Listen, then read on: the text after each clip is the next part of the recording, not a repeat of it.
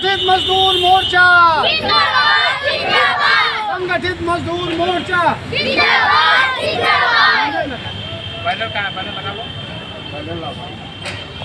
संगठित मजदूर मोर्चा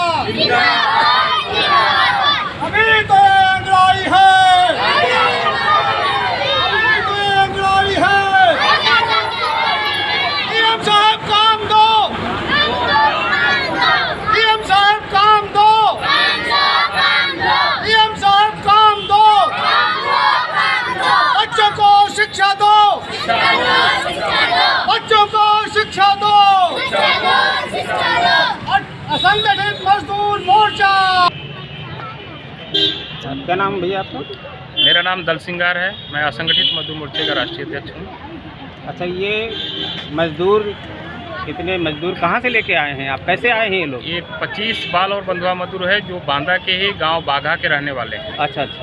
और ये मजदूरी की तलाश में, भूख की तड़प में, बेरोजगारी के लालच में इन्होंने जमादार और मीडिएटर जो ठेकेदार होते हैं, अच्छा, उनके माध्यम से कुछ अग्रिम राशि लेकर इन्होंने ये चले गए हरियाणा। हरियाणा में फतेहाबाद जिला में ये लोग काम कर रहे थे ईंट पथाई का। लेकिन मामला था जहाँ ईंट पाथ रहे थे पथेर का जगह था हिसार में, और जहाँ ईंट भट्ठा था वो था फतेहाबाद में। इनके पास जब वहाँ ले जाया गया तो वहाँ पे ये बता के गया था कि वहाँ सारी सुविधाएं, बेसिक सुविधाएं हैं। पानी मिलेगा, शौचालय मिलेगा और मतलब सारी चीज़ बेसिक बुनियादी चीज़ मिलेगी। लेकिन वहाँ जाने के बाद कोई भी सुविधाएं इनको नहीं मिली। जिसमें अभी जो मिट्टी भी बनाते थे तो मिट्टी में जो पानी आता था बताते थे कि टट्टी का पानी आता था, उसी से मिट्टी हमें सानना पड़ता था मजबूर। पानी भी कभी नहर का ला के इनको दे देते पीने के लिए, तो कभी कहीं और का ला के दे देते पीने, जिसकी वजह से लोग कई बार बीमार भी पड़ गए।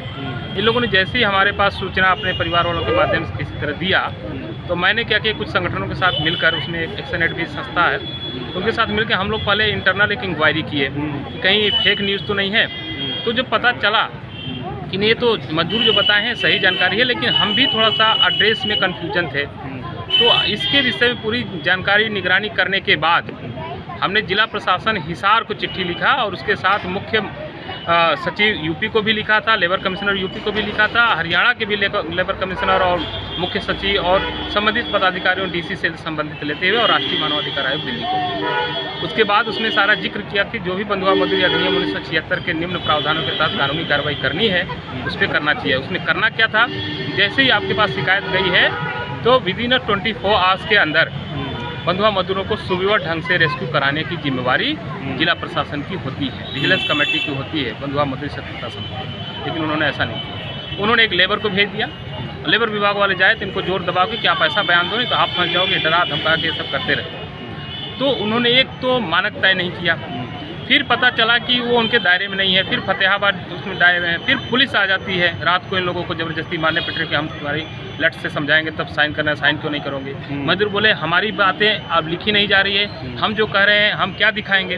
कार्यस्थल पे लोग इंक्वायरी ऑफिसर नहीं जा रहे हैं, कह रहे हैं यहाँ आओ वहाँ आओ, जबकि कार्यस्थल पे इनको जवाबदेही, कार्यस्थल पे इनको कोई भी चीज़ें वहाँ बयान नहीं लिया जा सकता। ये प्रावधान के तहत है कि पुलिस प्रशासन जाए, पुलिस का काम है वीडियोग्राफी और सुरक्षा, लेबर का काम है नोडल के रूप में पदाधिकारी को, डीएम को सलाहकार के देना, और रेवेन्यू टीम जाए उसमें और वहाँ से सुरक्षा के साथ मजदूरों को उठा के ले आए तहसील में सेफ जगह। उनके बाद मित्रता भाव में उनसे पूछे, जबकि इनका डर भय खत्म हो जाए तो चाय पानी पिलाते हुए ये कहा जाए कि आपका नाम क्या है, कहाँ से आए हैं, क्या तकलीफ है, क्या समस्या है, वगैरह वगैरह। उसके अनुसार हमारा जो सुप्रीम कोर्ट का जजमेंट है, फैसला है आर्टिकल 23 में भी, अगर न्यूनतम मजदूरी नहीं मिल रही है तो 10 गुना फाइन दिलाना पड़ेगा मालिक से प्रशासन।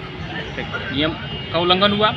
आप जो ठेकेदार या जमादार या मालिक जो भी लेके गया, क्या वो लाइसेंस प्राप्त है? वो भी नहीं है। क्या वहाँ पे मास्टर रोल, रजिस्टर या कोई भी ऐसा चीज़ है जिसका प्रूफ है कि मजदूर आए हैं, इतने घंटे काम कर रहे हैं और इतने घंटे काम का इतनी मजदूरी मिलती है, मजदूरी दैनिक मिलती है, क्वार्टरली मिलती है या साप्ताहिक मिलती है, वगैरह वगैरह। कुछ भी नहीं, कोई साक्ष्य नहीं। न वहाँ पानी पीने का साफ है, न वहाँ ठीक से झुकी रहने की साफ है, न महिलाओं के लिए शौचालय है। महिलाएं दूसरों के खेत में जाती हैं, वहाँ लोग बाहर देखते हैं अब बेबाकी की मतलब क्या विवश है। अंतिम व्यक्ति की बात करते करते सदियों से चले आए, 72 साल हो गया। शिक्षा की बात करें, छोटे छोटे बच्चे हैं, बताइए, ये हमारे देश का भविष्य है। ये हमारे देश का भविष्य है, खासकर बांदा यूपी की, जिसके नाक के दम के नीचे उसको छुपाई जा रही है। अरे कितना छुपाएंगे, बदबू एक दिन आएगी। सवाल ये है कि जब आर्टिकल 45 था शिक्षा का, संविधान बनने के बाद 26 जनवरी 1950 में गणतंत्र दिवस लागू हुआ था, उसमें साफ स्पष्ट शब्दों में लिया था कि जनप्रतिनिधि लोगों की जिम्मेवारी जवाबदेही है कि अगले 10 वर्षों में हमारे देश से किसी भी वर्ग का, जाति का, धर्म का बच्चा हो शिक्षित होना चाहिए। लेकिन उन्होंने 72 साल बीतने के बाद भी हमारी शिक्षा की हैसियत यह है अभी भी।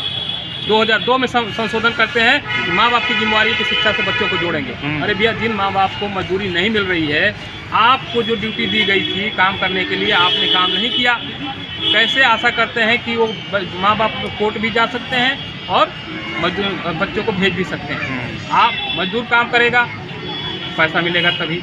आपने काम नहीं किया, पैसा लेते गए, लेकिन आपने अपनी ड्यूटी नहीं निभाए, जिम्मेवार और जवाबदेह कौन है? प्रशासन है और जनप्रतिनिधि है। सवाल है कि अंतिम व्यक्ति, गांधी जी ने भी अंतिम व्यक्ति की बात की है और अंत्योदय कार्ड की बात करते हैं कि पंडित जी जो अभी वर्तमान सरकार में कहते हैं कि अंत्योदय, अंतिम व्यक्ति की बात करने वाले अंत्योदय जो कार्ड बना है पंडित दीनदयाल उपाध्याय, वो भी अंतिम व्यक्ति। लेकिन अंतिम व्यक्ति के लिए आपने क्या काम किया? एक चीज़ भी दिखा दीजिए हमारे समाज को, जनता को या किसी भी पब्लिक को। हमारे पत्रकार बंधु का मुंह बंद कर दिया जाता है, जो सच्चाई लिखने की बात आते हैं उनको दबाया जाता है। कौन दिखाएगा? बिल्कुल सच्चाई कौन दिखाएगा? तो ये लगभग कितने दिन तक वहाँ जो है मजदूर थे, कब गए हुए थे? जो है ये 2-3-4 महीना हो गया था इनको गए, तभी से जैसे ही देखे उन्होंने अपनी सूचना दी है। अपने दिन लगभग कितने दिन ये वहाँ उत्पीड़न के शिकार रहे? 2 से ढाई महीना। 2.5 महीने। हाँ। और इन्होंने कहा कि भैया आपका जो हमने कर्ज लिया है उसको हम पटा देंगे, लेकिन हमें घर जाने दीजिए। अच्छा। लेकिन उन्होंने कहा कि आपका कर्ज तभी पटेगा, 20 रुपये सैकड़े हमें चाहिए। अरे अब मजदूर 20 रुपये सैकड़े कहाँ से लाएगा?